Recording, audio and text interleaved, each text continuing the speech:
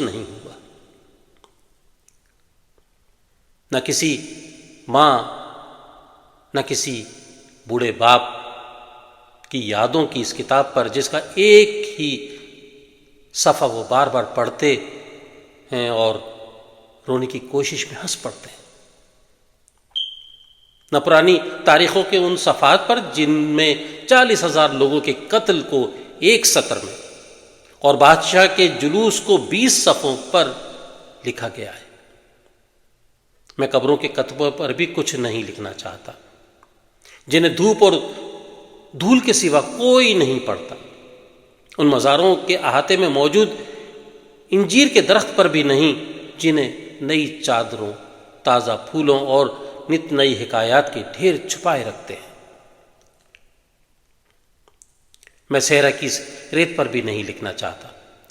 جو ہوا کے قلم سے خود ہی اپنا احوال رقم کرتی رہتی اور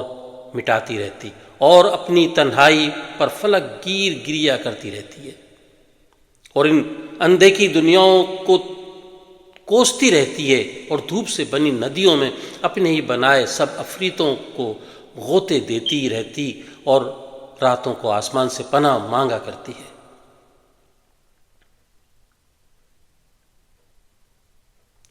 اور آسمان اسے ہر بار صبر کی تلقین کرتا ہے۔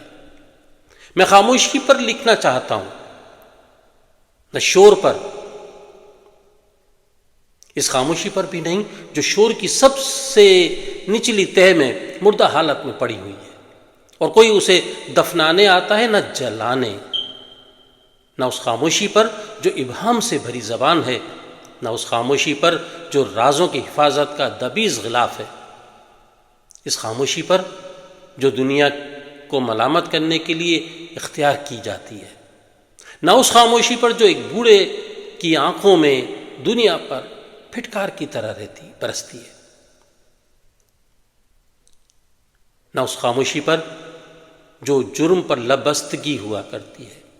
نہ اس خاموشی پر جو بالآخر اس کائنات پر مسلط ہو جائے گی، نہ اس خاموشی پر جو ہر کتاب کے ایک ایک سطر میں چپ چاپ منتظر رہتی ہے کہ کوئی اسے سنے اور دوسروں کو سنائے۔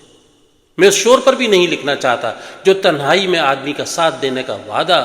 کر کے مکر جایا کرتا ہے، نہ اس شور پر جو گریے اور ماتم کی جگہ لے لیا کرتا ہے، نہ اس شور پر جو ایک گہرے تعلق کی شکست پر صرف دل کے ایک ویران کونے میں برپا ہوتا ہے اور عالم